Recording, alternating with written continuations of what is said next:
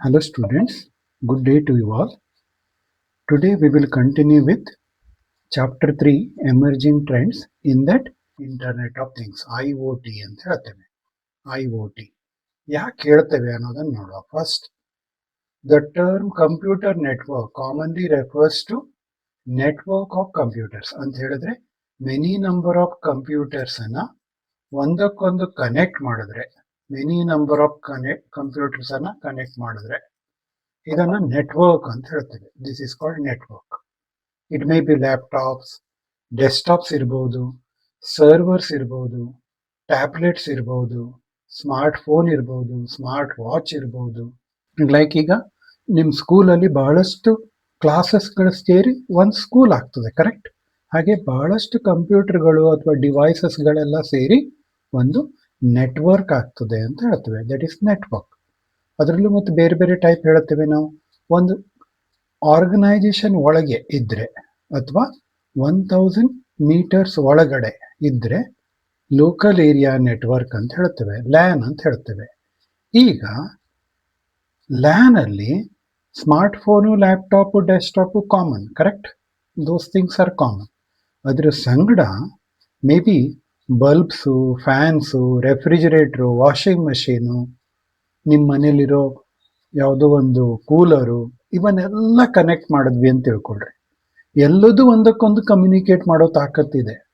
Like ಈಗ ನೀವು mobile ಇದೆ ನಿಮ್ಮ ಹತ್ರ, ಆಫೀಸಲ್ಲಿ ಇರ್ತೀರಿ, ಅಲ್ಲಿಂದ ನೀವು ವಾಷಿಂಗ್ ಮೆಷಿನಿಗೆ ಆರ್ಡರ್ ಕೊಡ್ತೀರಿ, ವಾಷಿಂಗ್ ಮೆಷಿನ್ ಸ್ಟಾರ್ಟ್ ಆಗುವಂಗೆ, ಸ್ಟಾಪ್ ಆಗುವಂಗೆ, ಅಥವಾ ಫ್ಯಾನ್ ಏನಾದರೂ ಆನ್ ಇದ್ರೆ ಅದನ್ನು ಆಫ್ ಆಗುವಂಗೆ, CCTV ಆಫ್ ಇದ್ರೆ ಅದನ್ನು ಆನ್ ಮಾಡುವಂಗೆ, CCTVಯನ್ನು ಇಂಟ್ರ್ಯಾಕ್ಟ್ ಮಾಡುವಂಗೆ, ಇವು ಎಲ್ಲವನ್ನು ನಾವೇನಂತೇವೆ IoT ಅಂತೇವೆ. ಇಂಟರ್ನೆಟ್ ಆಫ್ ಥಿಂಗ್ಸ್ ಅಂದ್ರೆ ಬಹಳಷ್ಟು ಥಿಂಗ್ಸ್ಗಳು ಸೇರಿ ನೆಟ್ವರ್ಕ್ ಆಗೋದು ಅಂತ ಅರ್ಥ.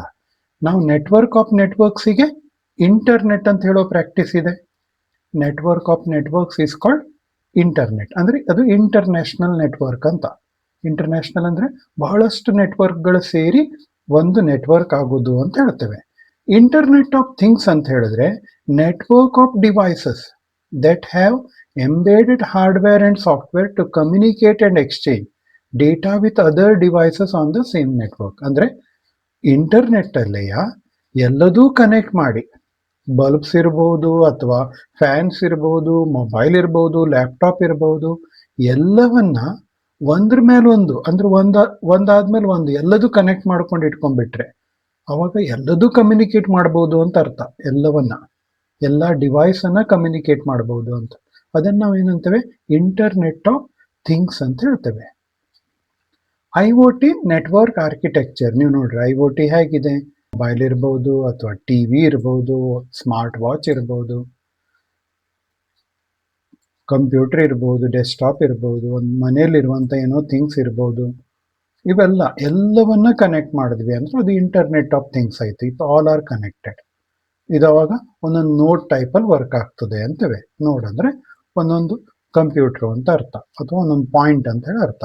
This diagram shows how different devices in an IoT network communicate with each other through the internet.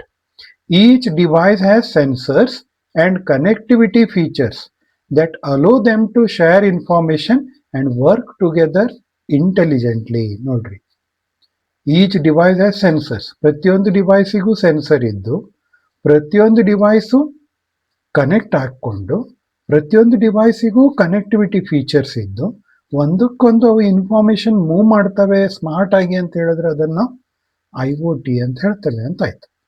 Smart device ಅಂದ್ರೆ ಯಾವುದು? Household appliances with embedded sensors and connectivity. ಮನೆಯಲ್ಲಿ use ಮಾಡುವಂತ ಎಲ್ಲ devices, refrigerator, TV, washing machine, cooler, AC, air conditioner, ಅದನ್ನು smart devices ಅಂತ ಹೇಳಿದ್ವಿ. ಹಾಗೆ network connection, internet or wireless connection linking all devices. Wifi ಇದೆ, ಅದರಿಂದ ಎಲ್ಲ ಡಿವೈಸ್ ಕನೆಕ್ಟೆಡ್ ಇದ್ದಾವೆ, ಅವಾಗ ಅದನ್ನ ನಾವು IoT ಅಂತ ಹೇಳ್ತೇವೆ. ನೆಟ್ವರ್ಕ್ ಕನೆಕ್ಷನ್ ಅಂದ್ರೆ ಹಾಗೆಯೇ. ಈಗ ಲೈಕ್ ಫಾರ್ ಎಕ್ಸಾಂಪಲ್, ನಿಮ್ಮ ಮನೆಯಲ್ಲಿ ಮೇ ಬಿ TV ಇದೆ, ಅದ್ರ ಸಂಗಡ ವೈಫೈ ರೌಟರ್ ಇದೆ ಅಂತ ಹೇಳಿದ್ರೆ ಲೈಕ್ ಮೇ ಬಿ ಇಂಟರ್ನೆಟ್ ಸಲುವಾಗಿ ನೀವು TV ನೋಡೋದ್ರ ಸಲುವಾಗಿ. ಆವಾಗ ನಿಮ್ಮ ಮನೆಯಲ್ಲೇ ಲ್ಯಾಪ್ಟಾಪ್ ಇದ್ರೆ ಅದಕ್ಕೆ ನೀವು TV ಕನೆಕ್ಟ್ ಮಾಡ್ಬೋದು, ಹಾಗೆ ಟಿವಿಯಿಂದ ನೀವು ಬೇಕಾದ್ರೆ ಕಂಟ್ರೋಲ್ ಮಾಡಬಹುದು, ರಿಮೋಟ್ ಸೆನ್ಸರ್ ಇಂದ ಕಂಟ್ರೋಲ್ ಮಾಡಬಹುದು. ಇವನ್ನೆಲ್ಲ ನಾವೇನಂತೇವೆ, IoT ಅಂತೇವೆ, ಇಂಟರ್ನೆಟ್ ಆಫ್ ಥಿಂಗ್ಸ್ ಅಂತ ಹೇಳ್ತೇವೆ. ನೆಟ್ವರ್ಕ್ ಅಂದ್ರೆ ಎಲ್ಲಾ ಮನೆಯಲ್ಲಿರುವಂತ ಎಲ್ಲಾ ಡಿವೈಸ್ ಅಥವಾ ಒಂದು ಆಫೀಸಲ್ಲಿ ಇರುವಂತ ಎಲ್ಲಾ ಡಿವೈಸು ಎಲ್ಲದೂ ಒಂದೇ ಕಡೆ ಕನೆಕ್ಟ್ ಆಯ್ತು ಅಂತ ಹೇಳಿದ್ರೆ ಅದನ್ನ IoT ಅಂತ ಹೇಳೋ ಪ್ರಾಕ್ಟೀಸ್ ಇದೆ, ಇಂಟರ್ನೆಟ್ ಆಫ್ ಥಿಂಗ್ಸ್ ಅಂತ. Data exchange, device share the information and coordinate actions. They can share the information as well as they can communicate with each other ಅಂತ ಹೇಳ್ತೇವೆ. IoT in modern household. At present, in a typical household, many devices have advanced hardware, microcontrollers and software ಅಂತೇವೆ. Microcontroller ಅಂದ್ರೆ ಏನು? Washing machine ಅಥವಾ refrigerator ಅಲ್ಲಿ ಇರುವಂತ ಒಂದು processor, ಅದಕ್ಕೆ ನಾವೇನಂತೇವೆ, ಮೈಕ್ರೋ ಕಂಟ್ರೋಲರ್. ಅಂದ್ರೆ ಕಾಮನ್ ಆಗಿ ಡಿವೈಸು ಒಂದೇ ಟೈಪ್ ಫಂಕ್ಷನ್ ಮಾಡ್ತದೆ ಅಂತ ಹೇಳಿದ್ರೆ ಅದನ್ನ ಕಂಟ್ರೋಲ್ ಮಾಡ್ಲಿಕ್ಕೆ ಇರುವಂತ ಪ್ರೊಸೆಸರಿಗೆ ನಾವೇನಂತೇವೆ, ಮೈಕ್ರೋ ಕಂಟ್ರೋಲರ್. ಇದ್ರ ಬಗ್ಗೆ ನಾವು ಕಲ್ತಿದ್ವಿ ಮುಂಚೆ. Microcontroller and software. These devices are used in isolation from each other with maximum human intervention needed for operational directions and input data. ಇವೆಲ್ಲದು ಪ್ರತಿಯೊಂದು ಕೆಲಸಕ್ಕೆ ಹೆಚ್ಚಿಗೆ ಹ್ಯೂಮನ್ ಬೀಯಿಂಗ್ಸ್ ಬೇಕು, ಹ್ಯೂಮನ್ ಇಂಟರ್ವೆನ್ಷನ್ ಬೇಕು, ಅಂದ್ರೆ ಮನುಷ್ಯರ ಇಂಟ್ರಾಕ್ಷನ್ ಬೇಕು, ಅಂದ್ರೆ ಮಾತ್ರ ಅದನ್ನು ವರ್ಕ್ಔಟ್ ಮಾಡಬಹುದು ಅಥವಾ ಯೂಸ್ ಮಾಡ್ಕೊಳ್ಬಹುದು. IoT tends to bring together these devices to work in collaboration and assist each other in creating an intelligent network of things ಅಂತೇವೆ. ಅಂದ್ರೆ IoT ಇಂದ ಇಂಥ ಡಿವೈಸಸ್ ಅನ್ನೆಲ್ಲ ಒಂದು ಮಾಡಿಕೊಂಡು ಅವು ಒಂದಕ್ಕೊಂದು ಕಮ್ಯುನಿಕೇಟ್ ಮಾಡುವಂಗೆ ಮಾಡಬಹುದು. ಅವಾಗ ಹ್ಯೂಮನ್ ಬೀಯಿಂಗಿನ ಕೆಲಸ ಕಡಿಮೆ ಮಾಡ್ಕೊಳ್ಬಹುದು ಅಂತ ಅರ್ಥ. For example, if A microwave oven, air conditioner, door lock, CCTV camera or other such devices are enabled to connect to the internet, we can access and remotely control them on the go using our smartphone. ನೋಡ್ರಿ, smart phone ಇಂದ nowadays ಇವನ್ನೆಲ್ಲ control ಮಾಡಬಹುದು. ನೀವೇನೋ oven on ಇಟ್ಟಿದ್ರಿ, ನೀವು ಹೊರಗಡೆ ಹೋಗ್ಬಿಟ್ರಿ, ನಿಮ್ಮ ಹೊರಗಡೆ ಹೋಗಿದ್ರಿಂದನೇ ಅಲ್ಲಿಂದನೇ ಓವನಿಗೆ ಆರ್ಡರ್ ಮಾಡಿ ಅದನ್ನು ಆಫ್ ಮಾಡೋದು. ಏರ್ ಕಂಡೀಷನರ್ ಹಾಗೆ, ಅಥವಾ ಡೋರ್ ಲಾಕ್ ಮಾಡದೆ ಹೋದ್ರಿ, ಅದು ಡಿಜಿಟಲ್ ಡೋರ್ ಲಾಕ್ ಅಂತವೆ ಈಗ, ಅಥವಾ ವಿತ್ ಸೆನ್ಸರ್ಸ್ ಇರ್ತದೆ. ಅದನ್ನು ಮೊಬೈಲಿಗೆ ಕನೆಕ್ಟ್ ಮಾಡಿದಿದ್ರೆ ಡೋರ್ ಲಾಕ್ ಅನ್ನ ಓಪನ್ ಮಾಡೋದು ಅಥವಾ ಕ್ಲೋಸ್ ಮಾಡೋದು ನೀವು ಅಲ್ಲಿಂದನೇ ಮಾಡಬಹುದು ಮೊಬೈಲಿಂದಾನೇ. ಅಥವಾ CCTV ಮನೇಲಿ ಕ್ಯಾಮ್ರಾ ಇದ್ರೆ ಅದನ್ನು ಮೊಬೈಲಲ್ಲಿ ನೋಡಬಹುದು. All those things is possible because of IoT ಅಂತ ಹೇಳ್ತೇವೆ, ಇಂಟರ್ನೆಟ್ ಆಫ್ ಥಿಂಗ್ಸ್. ಅದನ್ನೇ ನಾವು ಸ್ಮಾರ್ಟ್ ಕಿಚನ್ ಅಂತೇವೆ. ಓಕೆ, ಕ್ಲೈಮೇಟ್ ಕಂಟ್ರೋಲಿಗೆ ಯೂಸ್ ಮಾಡ್ತೇವೆ, ಏರ್ ಕಂಡೀಷನರ್ಸ್ ಕಂಟ್ರೋಲ್ ಮಾಡಲಿಕ್ಕೆ. Home security, CCTV camera use ಮಾಡಿ ಸ್ಮಾರ್ಟ್ ಲಾಕಿಂಗ್ ಸಿಸ್ಟಮ್ಸು ಅದನ್ನೆಲ್ಲ ಯೂಸ್ ಮಾಡೋದು, ಅದನ್ನೆಲ್ಲ ನಾವೇನಂತೇವೆ, IoT ಅಂತ ಹೇಳ್ತೇವೆ. ವೆಬ್ ಆಫ್ ಥಿಂಗ್ಸ್ ಅಂತೇವೆ. Internet of things allows us to interact with different devices through the internet with the help of smartphone or computer, thus creating a personal network. But to interact with n number of different devices, we need to install n different apps. ಅಲ್ವಾ?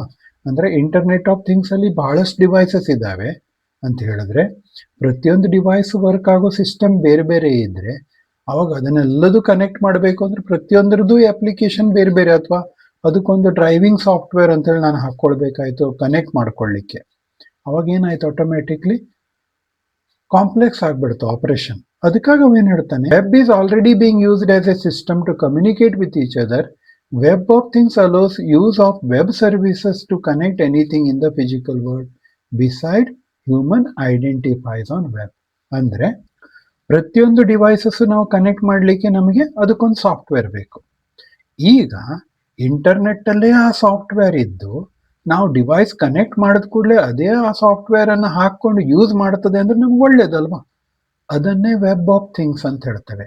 ಅಂದ್ರೆ ನೀವು connect ಮಾಡುವಂತ things ಅನ್ನ internet ಅಲ್ಲಿ automatically ಅದರದ್ದು driving software ತೆಗೆದುಕೊಳ್ಳುತ್ತದೆ ಅಂತ ಹೇಳಿದ್ರೆ ನಮಗೆ ಒಳ್ಳೇದು.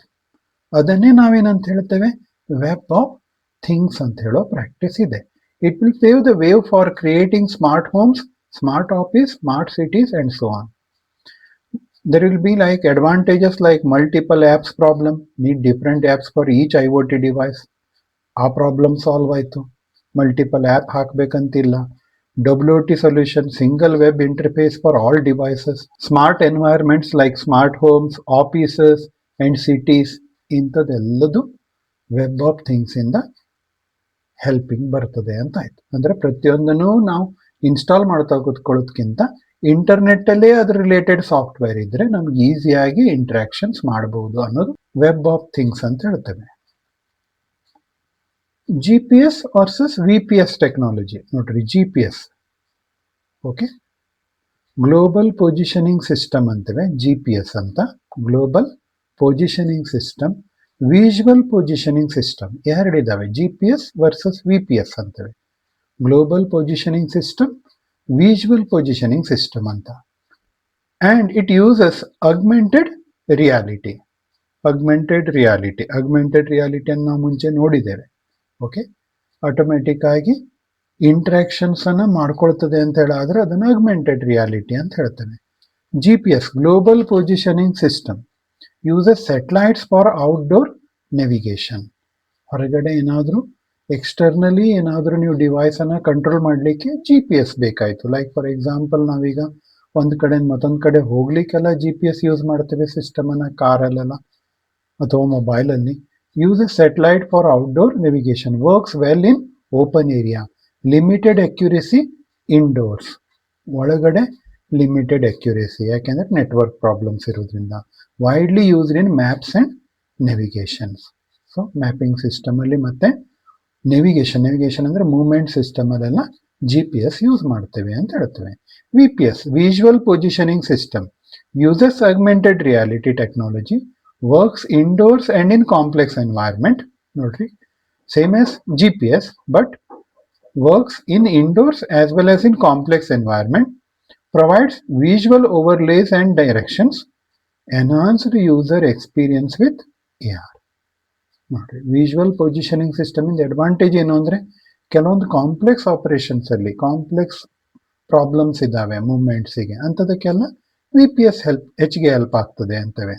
ಲೈಕ್ ಈಗ ಒಂದು ಏರ್ಕ್ರಾಫ್ಟ್ ಅನ್ನ ಅಥವಾ ಸ್ಪೇಸ್ ಕ್ರಾಫ್ಟ್ ಅನ್ನ ಬೇರೆ ಪ್ಲಾನೆಟಿಗೆ ಕಳಿಸ್ತಾ ಇರೋದು, ಅವಾಗ ಅದನ್ನು ಕಂಟ್ರೋಲ್ ಮಾಡಬೇಕು, ಅದನ್ನು ನೋಡಿ ಕಂಟ್ರೋಲ್ ಮಾಡಬೇಕಾಗ್ತದೆ. ಅದಕ್ಕೆ VPS ಸಿಸ್ಟಮ್ ಬೇಕಾಯಿತು, ವಿಜುವಲ್ ಪೊಸಿಷನಿಂಗ್ ಸಿಸ್ಟಮ್. ಈಗ ನಾವು ಕಾರು ಅದನ್ನೆಲ್ಲ ನೀವು ಕಂಟ್ರೋಲ್ ಮಾಡ್ಲಿಕ್ಕೆ GPS ಸಾಕು, global positioning system. Then sensors in IoT. Sensors are the foundation of IoT devices.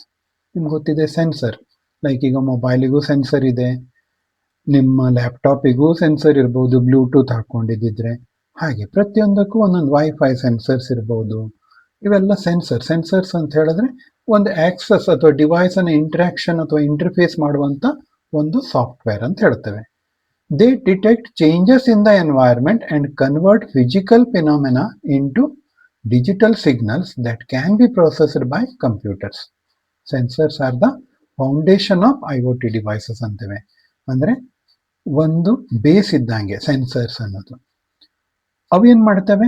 They detect changes in the environment and convert physical phenomena into digital signals that can be processed by computers. Okay, physically ಏನು ಆಗ್ತದೆ ಅದನ್ನೇ ಸೆನ್ಸರ್ಸಿಗೆ convert ಮಾಡಿ digitally interact ಮಾಡ್ತದೆ ಅನ್ನೋ ಅರ್ಥ. Okay, ಕೆಲವೊಂದು ಎಲ್ಲಿ ಸೆನ್ಸರ್ಸ್ ಹೆಲ್ಪ್ ಆಗ್ತದೆ ಅಂತೇಳಿ ನಿಮ್ಗೆ ಕೊಟ್ಟಿದ್ದಿದೆ. One is temperature sensors, monitor heat levels in smart thermostats and HVAC. HVAC ಅಂತ ಹೇಳಿದ್ರೆ heating, ventilation, air conditioning system ಅಂತ ಹೇಳ್ತೇವೆ. Heating, ventilation, heat, air condition ಅಂದ್ರೆ ಹಾಗೆ ಹೀಟನ್ನು ಕಂಟ್ರೋಲ್ ಮಾಡೋದು, ವೆಂಟಿಲೇಷನ್ಸು ಏರ್ ಅನ್ನು ತೆಗೆದುಕೊಳ್ಳೋದು ಬಿಡೋದು, ಅದು ವೆಂಟಿಲೇಷನ್ ಅಂತ ಹೇಳ್ಬೋದು ನಾವು. ಏರ್ ಕಂಡೀಷನಿಂಗ್, ಇವೆಲ್ಲ ಅಂಥ ಸಿಸ್ಟಮ್ಸಿಗೆ ಟೆಂಪರೇಚರ್ ಸೆನ್ಸರ್ಸ್ ಬೇಕು. ಹಾಗೆಯೇ motion sensors detect movement for security system and automatic lighting. Motion sensors ಅಂತೇವೆ, ಮೂವ್ಮೆಂಟ್ಸ್ ಅನ್ನು ಡಿಟೆಕ್ಟ್ ಮಾಡಿ ವರ್ಕ್ ಮಾಡುವಂಥದ್ದು. Light sensors measures brightness levels for automatic lighting control. Light sensors ಅಂತೇವೆ, ಲೈಟ್ ಮೂಲಕ ವರ್ಕ್ ಆಗುವಂಥದ್ದು. ಹಾಗೆ sound sensors detect noise levels and voice commands in smart speakers. Noise ಮೇಲೆ ಅಥವಾ ಸೌಂಡ್ ಮೇಲೆ ವರ್ಕ್ ಆಗುವಂಥದ್ದು ಸೌಂಡ್ ಸೆನ್ಸರ್ಸ್ ಇದೆ. 4 ಟೈಪ್ ಸೆನ್ಸರ್ಸ್ ಕಾಮನ್ ಆಗಿ ಯೂಸ್ ಮಾಡ್ತಾರೆ IoT ಅಲ್ಲಿ. Okay, temperature sensor, motion sensor, sound sensor, and light sensor. Then the mobile phone sensors. What happens when you hold your mobile vertically or horizontally? The display also changes to vertical or horizontal with respect to the way we hold our mobile. This is possible with the help of two sensors, namely accelerometer and gyroscope ಅಂತ ಹೇಳ್ತೇವೆ. Gyro ಅಂತ ಹೇಳೋ practice ಇದೆ. The accelerometer sensor in mobile phone detects the orientation of the phone. ನೋಡ್ರಿ, gyroscope tracks rotation and twist movement, adds precision to motion detection. Okay, mobile phone sensors. ಮೊಬೈಲಲ್ಲಿ ನಾವು vertically ಅಥವಾ horizontally ಮೊಬೈಲನ್ನು move ಮಾಡಿದಾಗ automatic screen movement ಆಗ್ತದೆ, correct? ಅದು ಯಾವುದರಿಂದ ಆಗ್ತದೆ ಅಂತ ಹೇಳ್ತಾನೋ, ಅದಕ್ಕೆ ಎರಡು ಸೆನ್ಸರ್ಸ್ ಇದಾವೆ, ಎಕ್ಸೆಲರೋಮೀಟರ್ ಮತ್ತೆ ಗೈರೋಸ್ಕೋಪ್. ಎಕ್ಸೆಲರೋಮೀಟರ್ ಅಂದ್ರೆ ಏನ್ ಮಾಡ್ತದೆ? ಫೋನ್ ಓರಿಯೆಂಟೇಶನ್ ಪ್ರೆಸೆಂಟ್ಲಿ ಯಾವ್ದ್ರಲ್ಲಿ ಇದೆ, ಹಾರಿಜಾಂಟಲಿ ಇದೆಯೋ ವರ್ಟಿಕಲಿ ಇದೆಯೋ ಅದನ್ನು ನೋಡ್ತದೆ. ಸ್ಕ್ರೀನ್ ರೊಟೇಷನ್ ಮೂವ್ ಆಗ್ಲಿಕ್ಕೆ ಅದು ಎನೇಬಲ್ ಮಾಡ್ತದೆ. ಹಾಗೆ ಗೈರೋಸ್ಕೋಪ್ ಏನ್ ಮಾಡ್ತದೆ ಅಂದ್ರೆ tracks rotation and twist movements, adds precision to motion detection. So accelerometer, gyroscope. ನಿಮ್ಮ ಬುಕ್ಕಲ್ಲೂ ಇದನ್ನ ಕೊಟ್ಟಿದ್ದಿದೆ, ಅದಕ್ಕಾಗಿ ನಾನು ತೆಗೆದುಕೊಂಡಿದ್ದೇನೆ. ಮೊಬೈಲ್ ಫೋನ್ ಸೆನ್ಸರ್ಸ್ ಗೊತ್ತಿರಲಿ. Mobile phone works in the horizontal or in vertical direction automatically. It turns the screen horizontally or vertical direction automatically by the help of two sensors, accelerometer and gyroscope.